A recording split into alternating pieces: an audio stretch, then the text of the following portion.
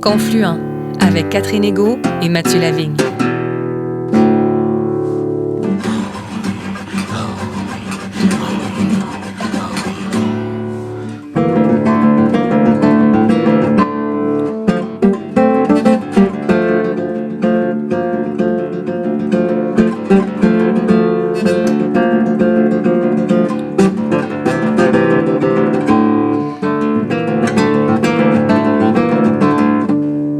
Bonjour Mathieu. Bonjour Catherine. Cette semaine, nous allons à la rencontre de James Daschuk, professeur associé à la faculté de kinésiologie et d'études sur la santé de l'Université de Regina en Saskatchewan. Ses recherches portent sur la médecine, les changements climatiques et la santé des populations, notamment autochtones. James Daschuk est entre autres l'auteur de La destruction des Indiens des plaines, maladie, famine organisée, disparition du mode de vie autochtone, une traduction parue aux presses de l'Université Laval en 2015, traduction que vous avez signée, Catherine Égaud, et pour laquelle vous avez d'ailleurs obtenu le prix du gouverneur général en traduction 2016. En effet, Mathieu, et l'ouvrage de James Daschuk a remporté d'ailleurs bien d'autres distinctions prestigieuses dans sa version originale anglaise, notamment 3 prix de la Société historique du Canada, ainsi que le prix d'histoire du gouverneur général pour la recherche savante, le prix Sir John A. Macdonald. Dans La destruction des Indiens des plaines, James Daschuk décrit les multiples incidences des épidémies, du commerce mondial, des changements environnementaux et des politiques gouvernementales sur la vie des Autochtones des plaines du Canada entre le début du 18e siècle et la fin du 19e siècle. Qui sont les Indiens des plaines? Quelles ont été les conséquences du chemin de fer sur leur mode de vie et sur leur terrible déclin démographique? Que sont les traités numérotés? Comment le Canada, alors naissant, a-t-il utilisé la privation de nourriture, voire la famine, pour favoriser ses visées coloniales? Voici quelques-unes des questions auxquelles répond ici l'historien James Daschuk au micro de Mathieu Lavigne.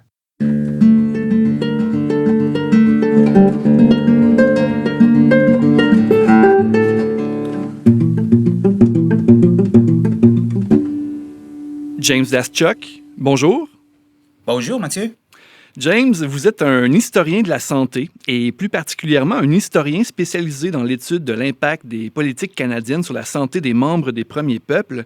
James, comment émerge chez vous cet intérêt pour l'histoire des Autochtones et plus particulièrement leur santé et l'évolution de leurs conditions de vie au fil du temps? Merci pour la question, Mathieu. Moi, je viens originalement d'Ontario, puis je suis immigrant ici à Saskatchewan, dans l'Ouest. Puis lorsque je me suis venu dans les années 90, j'ai vu une société qui était super divisée. Comme il y avait des policiers qui attaquaient les personnes autochtones avec leurs chiens. De mon avis, c'était fou. Puis on avait l'inégalité de santé, d'emprisonnement, toutes sortes d'affaires. Alors, une de mes choses que je demandais à moi-même, c'est que comment est-ce qu'on s'est rendu dans une situation tellement, de mon avis, tellement fou.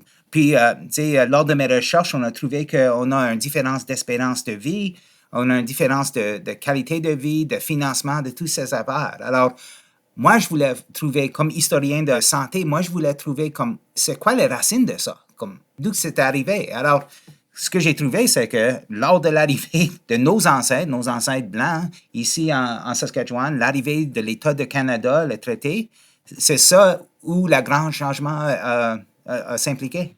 Ah oui, donc juste pour revenir, donc vous dites des attaques de policiers avec des chiens sur des personnes autochtones, c'était où ça? C'était durant votre enfance? C'était à Regina dans les années 90. Ah oui. Spontanément, je pensais à la crise d'Oka du côté du Québec certainement, pour la même période. Mais donc, à Regina, il y avait aussi ces situations-là très, très tendues. Là. Les relations entre Autochtones et Allochtones étaient tendues. Là. Ça, c'était à Regina, mais à Saskatoon, il s'appelait en anglais des Twilight Tours. Alors, des personnes qui étaient sur l'influence d'alcool étaient remis dans des autos de policiers. Ils étaient conduits hors de ville, puis il y avait un nombre de personnes autochtones qui sont mortes de froid en retournant en ville. Ah oui. Et donc, en observant votre milieu d'adoption, c'est-à-dire la Saskatchewan, Regina, ça vous a amené à vous poser des questions et vous avez amené ça dans vos recherches, dans le fond, en tant qu'historien spécialisé dans les questions de santé. Là. Oui, absolument. Et James Daschuk, vous êtes notamment l'auteur de l'ouvrage, puis j'allais dire de l'ouvrage désormais mythique, intitulé « La destruction des Indiens des plaines, maladies, famine organisée, disparition du mode de vie autochtone ». C'est un ouvrage qui est paru en français en 2015. C'est un livre qui a remporté plusieurs prix, dont le prix d'histoire du gouverneur général en 2014. James, dans ce livre, vous documentez les processus nombreux, complexes, qui ont mené à la destruction des Indiens des plaines. James Daschuk, de qui on parle lorsqu'on parle des Indiens des plaines? D'ici, du Québec, c'est peut-être un peu moins clair. Bien, les Indiens des plaines, leur ethnicité, c'est des personnes Nehiyaw-Cree, les personnes Ojibwe, les personnes Nakota. On a une population métisse qui est encore une population autochtone. J'enseigne un cours à l'université, puis je viens juste de parler au changement géographique des populations. Alors, les populations autochtones avant l'arrivée du Canada n'étaient pas statiques, n'étaient pas dans leur place. On avait des changements climatiques, des changements géographiques, la paix, aussi des conflits militaires entre les populations. Mais on a changé de direction après l'arrivée des Canadiens, certainement. Ah oui. Et quand on parle des plaines, c'est vraiment, c'est de l'ouest de l'Ontario jusqu'à l'est des Rocheuses. Est-ce que c'est exact? Oui, alors lorsqu'on monte les Rocheuses, c'était assez comme barrière géographique. On a des populations qui parlent de différents langages, qui sont plutôt... ils ont leur orientation vers le Pacifique. Alors, tu sais, lorsqu'on passe le frontière d'Alberta en Colombie-Britannique, toutes les rivières coulent vers le Pacifique. Alors, c'est une différence culturelle, géographique. Ah oui. Et James Daschuk, est-ce que je me trompe ou, avant l'arrivée des Européens, la population autochtone en général, puis j'aurais le goût de dire ici plus particulièrement celle des Indiens des plaines ou des Autochtones des plaines, est-ce que c'est vrai de dire que leur santé était bonne, sinon, on pourrait même ajouter excellente dans le cas des Indiens des plaines? Bien, on avait des épisodes de maladies introduits par des Européens. Les Européens n'avaient pas une connaissance scientifique de maladies, mais on avait des épidémies qui étaient vraiment apocalyptiques. Après l'arrivée des Européens. Pendant des générations. Mais la plupart du temps, les survivants, ils avaient un diète, un régime alimentaire riche en protéines, faible en gras, un des plus nutritieux au monde. Alors, moi, j'ai utilisé des anthropologues physiques américains qui ont mesuré des os. Alors, ils ont trouvé que les populations, les différentes cultures qui chassaient le bison étaient de la plus grande taille au monde au 19e siècle. Alors, ça, c'est une représentation, tu sais, de la bonne qualité de diète. Ah oui, donc une diète qui était essentiellement composée du bison, notamment. Est-ce que je me trompe? Absolument. Leur société était, leurs habits, leurs vêtements, leurs outils étaient toutes concentrés sur le bison. C'est difficile pour nous autres en 2025 d'imaginer juste la grandeur de la population des bisons. Il y avait des centaines de millions de bisons de Texas jusqu'au territoire du Nord-Ouest. Puis au 18e siècle, il y avait des bisons dans l'État de New York même. Ah oui. Buffalo, New York est probablement nommé à propos des bisons. Ah oui. Et donc là, vous évoquiez les maladies qui vont vraiment déferler vers ces populations qu'on appelle les Indiens des plaines. Ça se fait à quel moment? Parce qu'on a tendance à penser, ici au Québec, on comprend que le choc microbien a lieu dès l'arrivée de Jacques Cartier par la suite, et ça s'accélère au 17e siècle. Mais du côté des Indiens des plaines, à quel moment ça arrive, ce choc microbien? Bien, probablement vers mes voisins à Winnipeg. Ça, c'est venu avec le fils de la véranderie puis la traite de fourrure francophone français dans les 1700, probablement 20 et 30. Mais ici en Saskatchewan, parce qu'on est 600 km plus à l'ouest, la première grande épidémie, l'épidémie de sol vierge, comme on dit, était en 1780. Ah oui. Mais on a un débat aux historiens. C'est pas juste la biologie, c'était aussi la colonisation, l'intégration dans la grande économie mondiale, l'introduction de la capitalisme, la violence et toutes les affaires. Alors, c'est un paquet qu'on ne peut pas réduire en partie. C'est ça, c'est comme une équation avec plusieurs variables. On s'entend, là, c'est ça. Oui, absolument.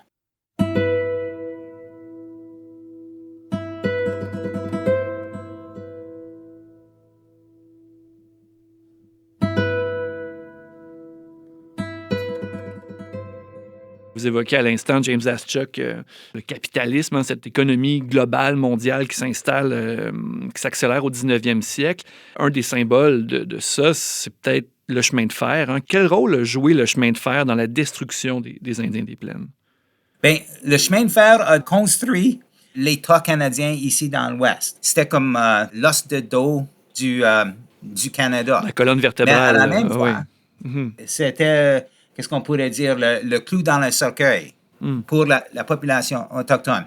En construisant, en complétant la chemin de fer canadien-pacifique, on avait une manière industrielle de transport pour les colons. Alors, je ne suis pas sûr de l'horaire des trains, mais chaque semaine, on avait des centaines de personnes de l'Est qui sont rendues ici en Saskatchewan, qui ont pris le terrain, puis ça n'arrêtait pas. Oui. Juste comme exemple, en 1921, on avait presque la même population en Saskatchewan qu'on a eu en 2013. Oh. Alors, il y avait tellement de personnes qui sont rendues par chemin de fer.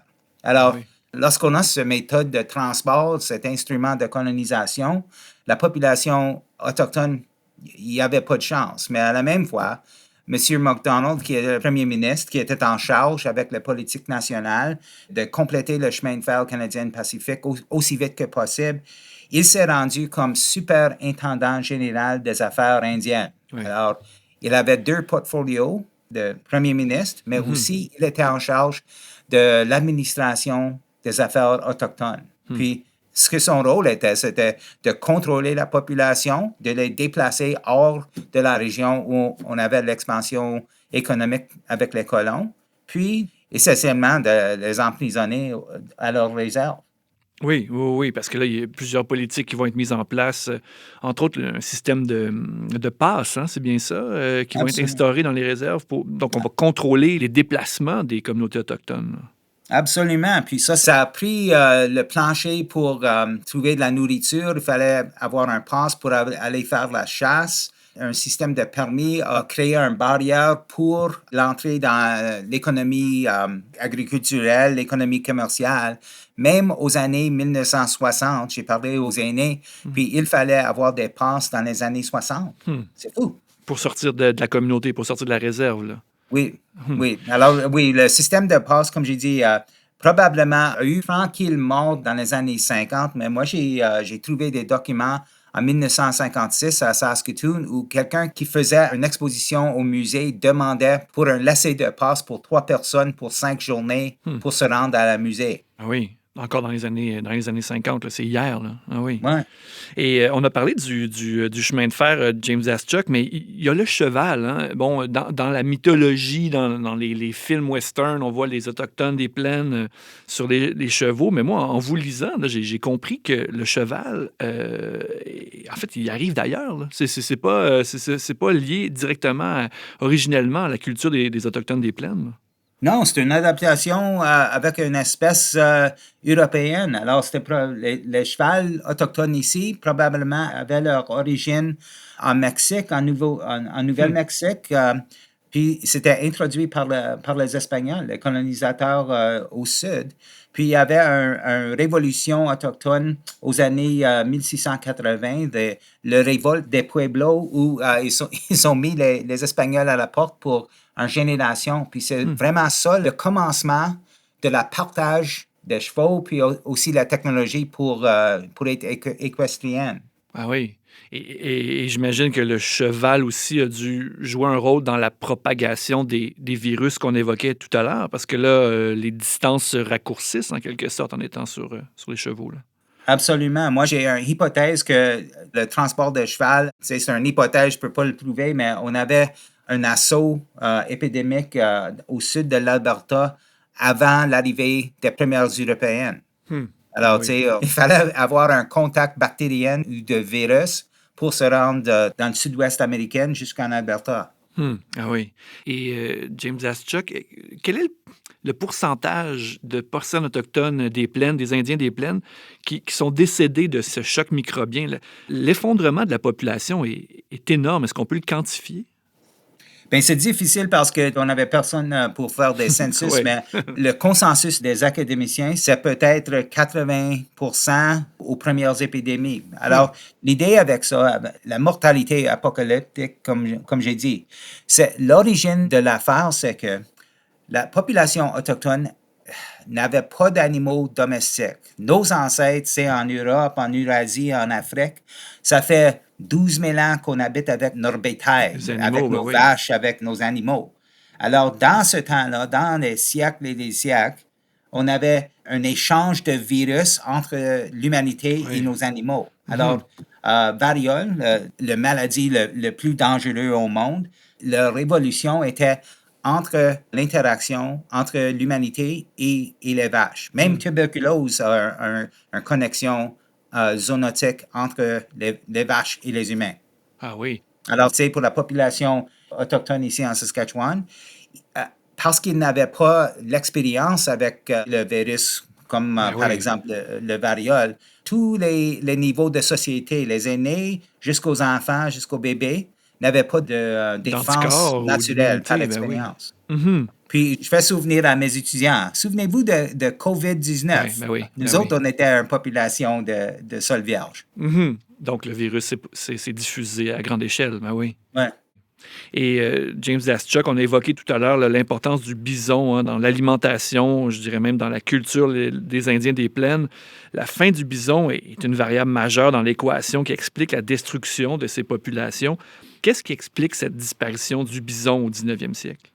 Il y a beaucoup de facteurs. La chasse pour la nourriture, l'agrandissement de la population non autochtone, la chasse des Métis basée à la Rivière-Rouge. Mais la plus grande raison, de mon avis, puis c'est un consensus des historiens de cette région, c'est la chasse de peau.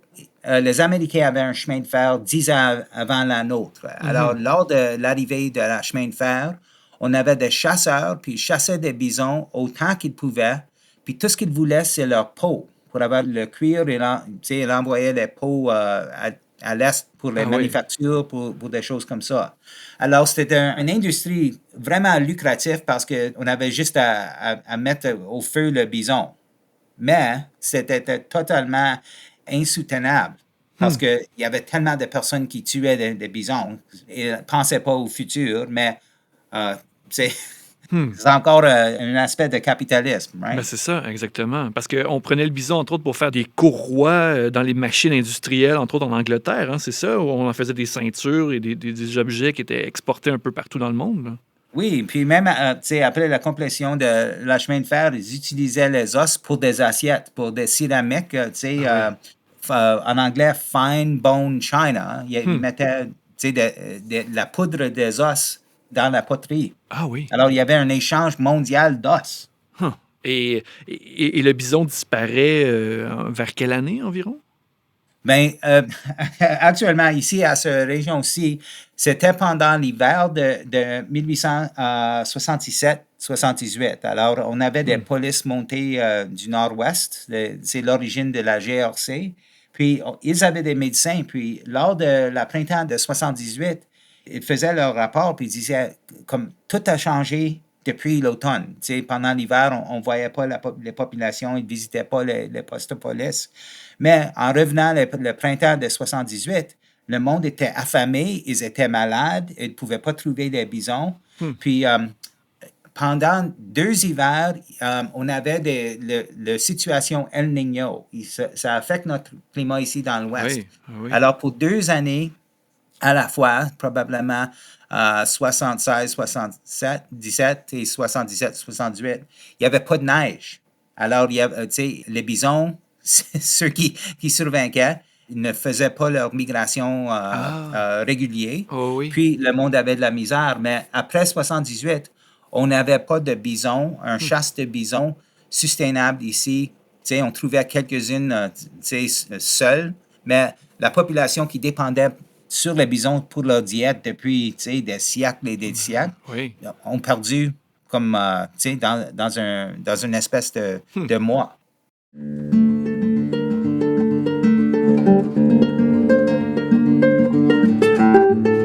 Confluent avec Catherine Egault et Mathieu Lavigne. James Daschuk, un autre élément qui fait partie de l'histoire du Canada, mais qu'on comprend et qu'on connaît moins bien au Québec, c'est celui des traités, où on appelle les 11 traités numérotés. Donc, entre 1871 et 1921, ce sont 11 traités qui vont être négociés par la couronne avec les populations autochtones de ce qui est aujourd'hui le centre du Canada. Ces traités avaient pour but de régler les revendications territoriales des Autochtones de l'Ouest. James Daschuk, est-ce que vous diriez que ces traités ont été négociés de manière à obtenir un consentement libre et éclairé, les négociations? Comment ça s'est passé? Oui, alors juste un peu de background, comme on dit. Oui. Après la proclamation royale en 1763, la couronne anglaise reconnaissait que si un territoire n'était pas occupé déjà par une colonie européenne, le territoire possédait, il reconnaissait l'aspect de titre, il reconnaissait que la population autochtone possédait leur terre. Alors, lorsqu'on avait un agrandissement de la territoire colonial ou lors du commencement du Canada, lorsqu'ils voulaient augmenter leur territoire, il avait une barrière légale pour avoir un changement de propriété de la population autochtone aux couronnes. Mais c'était des négociations à mots. Les négociants autochtones ne parlaient pas anglais, ne lisaient pas anglais. Alors, on a deux points de vue à propos de l'interprétation des traités. Pour le gouvernement, c'était comme un contrat, comme un deal, comme on dit. Oui. Okay? Alors, si vous mettez votre X sur un papier que vous ne pouvez pas lire, on est fini. Mais lors du point de vue, puis il y a beaucoup d'écritures sur ça, du point de vue autochtone, que c'était un partage de terrain. Comme les négociants savaient qu'ils ne pouvaient pas arrêter les Blancs d'arriver puis d'occuper le terrain.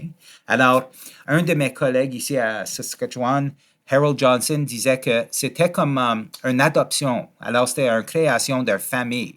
Okay? Alors, ça, ici à notre musée d'art, il y a une expression « as long as the sun shines and the river flows ». Alors, autant que le soleil brille et les rivières coulent, c'est ça notre relation.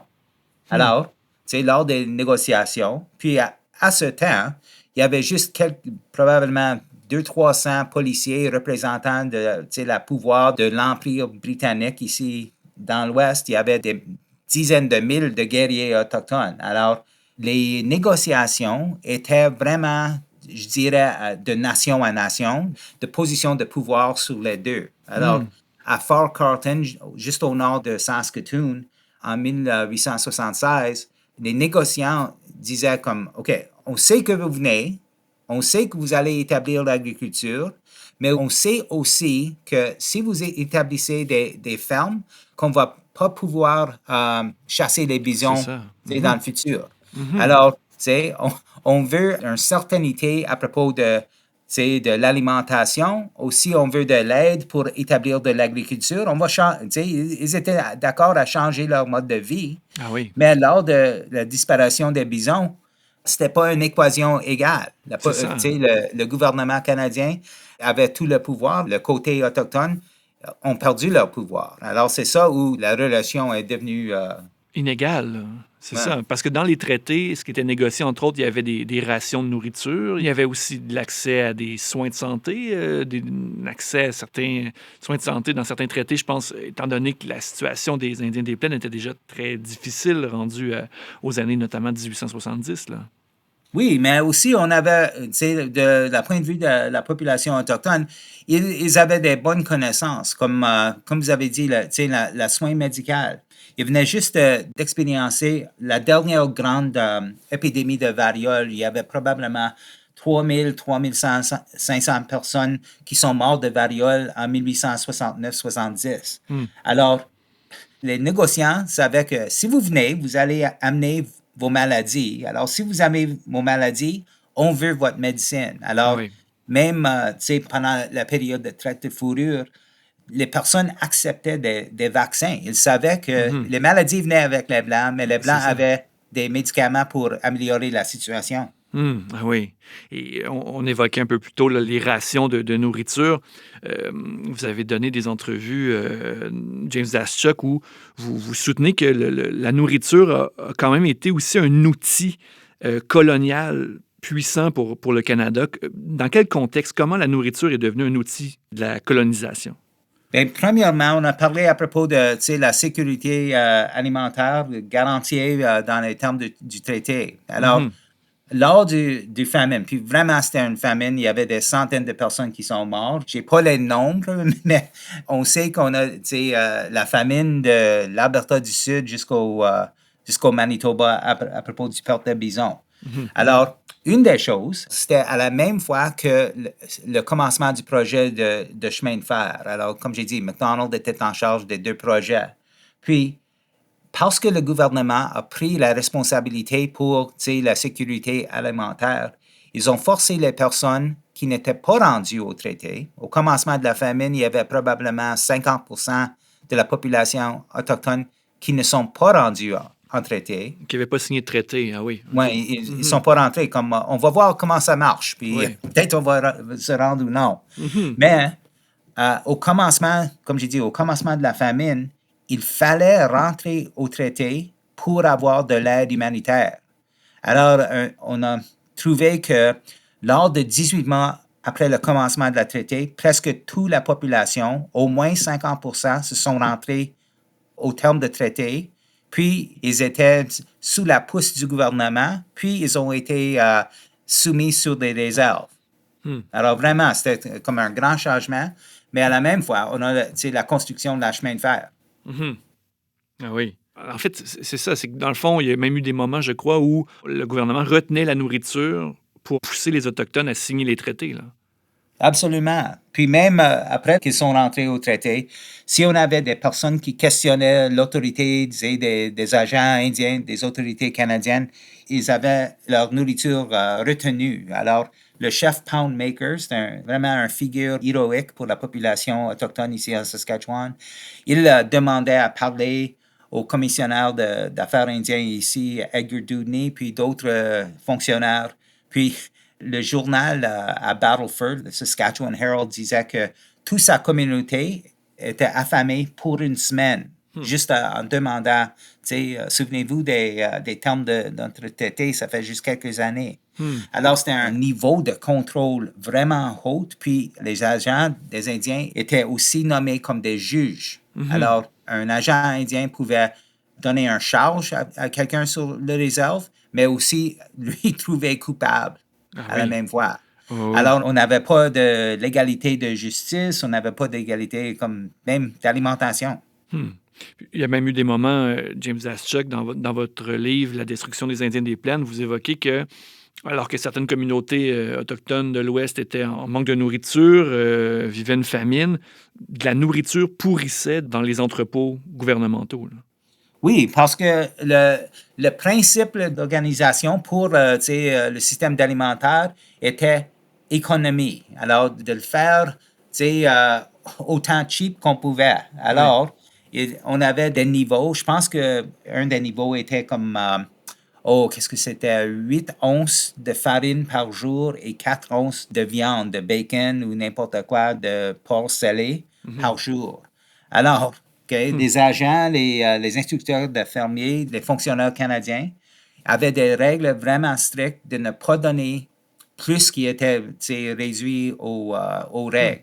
Alors, après quelques mois, on avait la farine qui pourrissait, puis il n'y avait pas de frigo à ce temps-là. Alors, pendant l'hiver, ça congelait, pendant l'été, ça coulait. Alors, un des exemples, c'est que un des managers, c'était l'administrateur des agents, il faisait un tour à Fort Capel, puis a trouvé qu'on avait du bacon qui était mis sur le toit pour que les souris ne le mangent pas. Mais c'est devenu tellement chaud pendant l'été que le gras du bacon a coulé sur le plancher.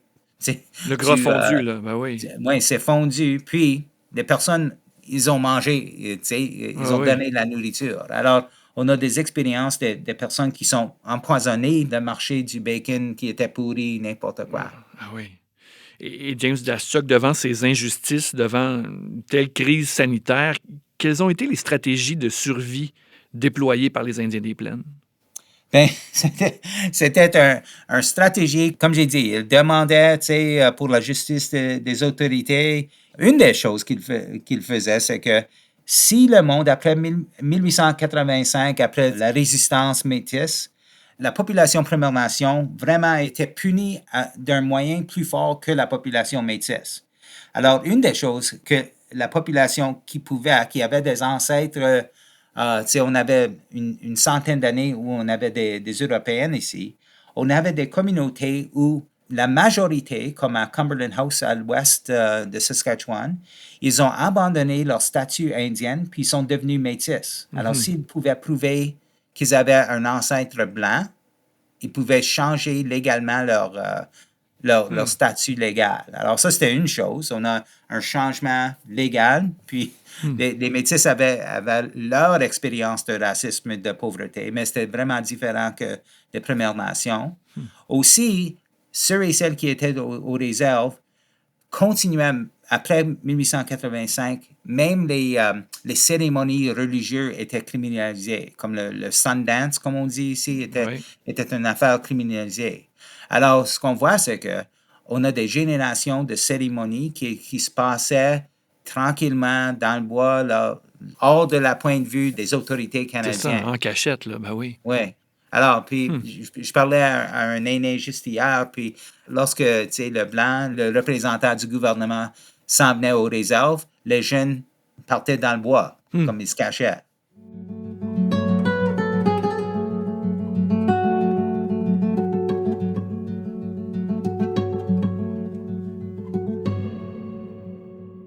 Encore aujourd'hui, James Daschuk, plusieurs communautés autochtones qui ont signé les traités numérotés avec le gouvernement continuent de vivre des problèmes persistants de santé, de pauvreté. Je voyais même le scorbut a fait un retour récemment dans la communauté de La Ronge, au nord de la Saskatchewan. Encore aujourd'hui, on l'évoquait au début de l'entrevue, l'espérance de vie du côté autochtone est bien moindre que du côté non autochtone. Je pense que je vous ai entendu en entrevue évoquer là, 15 ans de différence au niveau de l'espérance de vie entre autochtones et non autochtones. James, est-ce que vous diriez que les racines de ces problèmes de santé persistants remontent au 19e siècle, dans le fond, et que tout remonte à la période historique dont on vient de discuter? Oui, Mathieu, on a parlé, vous avez parlé de scorbut, mais aussi tuberculose. Ça, c'est une maladie de la 19e siècle. Ben mais oui, on a des problèmes ici en Saskatchewan, certainement dans le nord, à Nunavut, à Nunavik, où on a la tuberculose revient. C'est un vrai problème. Alors, moi, j'enseigne les études de santé, puis on utilise les déterminants sociaux de santé. Au lieu de médecine, notre statut socio-économique. Une des choses, je vous ai parlé au commencement de notre conversation que la population était de la plus grande taille au monde. Depuis les traités, on n'a pas eu une seule année dans 151 ans ici en territoire du traité numéro 4 que le niveau de santé autochtone était égal au niveau de santé des colonisateurs. Okay? Alors, ça continue depuis 150 ans. Puis, on a de la misère avec les pensionnats, la traume intergénérationnelle. On a de la misère. Vraiment, c'est de la pauvreté qui s'est causée. Mais aussi, on a de la misère. Même, on a des issues légales parce qu'on avait un système médical ségrégés par race. Ici. Vous autres aussi au Québec, vous avez des sanatoriums pour des Inuits, puis des affaires comme ça, mais on a même des cas légaux pour des abus aux hôpitaux. Alors maintenant, même en 2025, on a des personnes autochtones qui ont de l'angoisse s'ils doivent aller à l'hôpital. L'année passée, j'ai travaillé avec une équipe à l'Université Athabasca, puis on a développé un cours anti-racisme pour des infirmières. Alors, c'est un problème tellement grand que les institutions essaient de se rendre, à augmenter la connaissance, à changer les points de vue, mais on a de la misère. Oui, c'est un travail de longue haleine, comme on dit. Là. Et James Daschuk, à travers vos recherches, on comprend que l'histoire du Canada est loin d'être aussi rose ou pacifique qu'on pourrait vouloir le croire.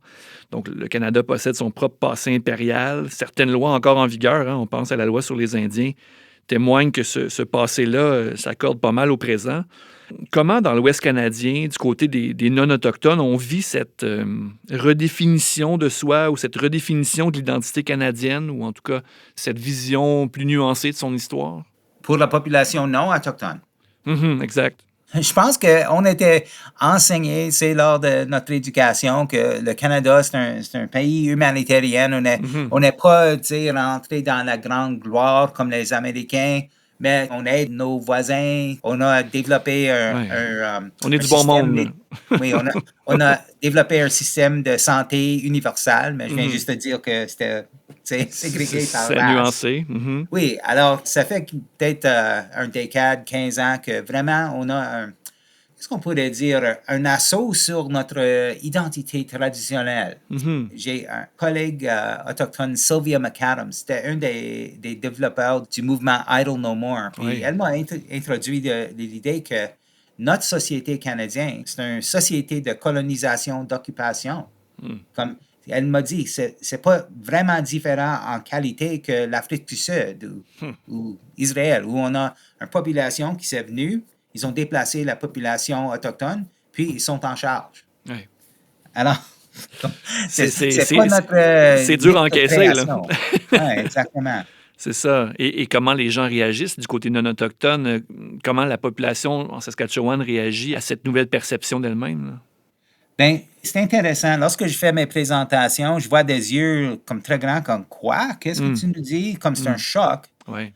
Puis, comme je dis, en utilisant le niveau de santé, comme si on a de la politique qui marche bien, on va être en bonne forme, on va être de la bonne santé, mais si ça ne marche pas, on va perdre notre santé ou n'importe quoi. Alors, la grande majorité des audiences blanches, ils sont choqués, mais ils ont, comme j'ai eu beaucoup de conversations à propos de « on n'avait aucune idée ». Puis, c'est intéressant, lorsque, ça fait une dizaine d'années que je donne des présentations sur ça, la population autochtone, comme ils disaient, comme je voyais, les têtes qui nadaient, comme, oui, on le sait. Qui acquiescent, là. Oui, c'est ça. Tu ne nous apprends rien, là. Oui. Alors, une chose, si on peut reconnaître qu'on a une histoire qu'on devrait avoir honte, vraiment, si on peut reconnaître ça, c'est ça le commencement de changer notre approche à propos de la société. Right? Oui. Comme, OK, on a fait du tort comme État, qu'est-ce qu'on va faire? Alors, comment on peut réparer, là? Oui, alors, dans un autre mot, c'est la réconciliation. Qu'est-ce qu'on peut faire pour améliorer la situation? Exactement. Alors, comme j'ai dit, moi, j'enseigne des étudiants à l'université qui vont prendre des professions en santé. Alors, s'ils sont enseignés à propos de tous les aspects fous qu'on vient juste de parler, j'espère qu'ils vont avoir une différente approche lorsqu'on a des collègues autochtones, leurs patients autochtones, peut-être leurs partenaires autochtones. Tout à fait, tout à fait. Et James Daschuk, j'ai noté que vous avez donné beaucoup de conférences au sein de communautés chrétiennes. J'ai vu que vous avez donné des conférences notamment du côté de communautés chrétiennes de l'Église unie. James, est-ce que vous avez l'impression que les églises chrétiennes désirent se former et comprendre ce passé-là qu'on vient d'évoquer et comprendre le rôle qu'y ont joué les églises d'ici?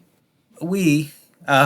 C'est intéressant. J'ai eu une visite d'un aîné de la communauté Muscophetan, juste hors de Regina. Je l'ai aidé à faire un peu de recherche. Puis, et ça faisait des années qu'il n'est pas rendu à l'université. Alors, on marchait à travers le campus. Puis, on a marché. On a un collège, Luther College. Alors, c'est un collège chrétien luthérien.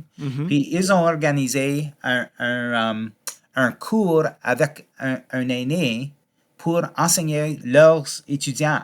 Puis ils ont aussi un autre cours, le projet de cœur, Project of Heart.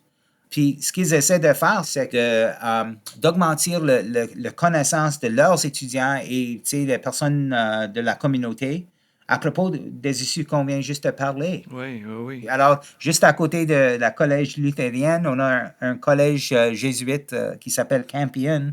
Puis, ils ont une représentation de la médaille de traité 4. Puis, leur ancien président, John Meehan, c'est un jésuite, il a fait beaucoup de travaux avec ses partenaires autochtones pour améliorer la situation. Même l'archevêque ici à Regina, Donald Boland, il travaille avec les communautés autochtones, probablement pour reconstruire une relation honnête pour avoir de la confiance.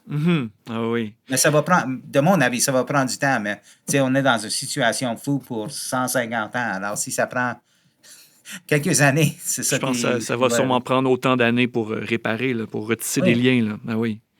Et en terminant, James Daschuk, donc un grand merci vraiment pour le temps que vous nous avez accordé. Merci aussi pour les importantes recherches que vous menez. Vraiment, un grand merci, James. Ah, merci Mathieu, c'était un plaisir. Merci.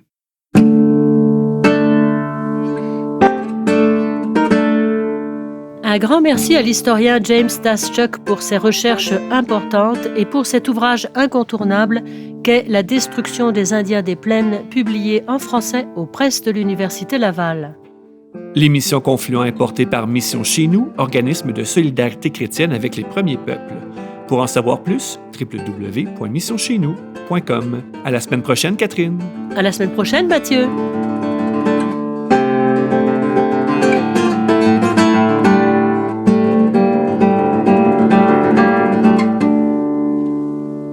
Cette émission est produite par l'organisme Mission Chez Nous avec le généreux soutien financier des œuvres Marianne Lavallée, de la Fondation Lucien Labelle et du Fonds Roland Leclerc.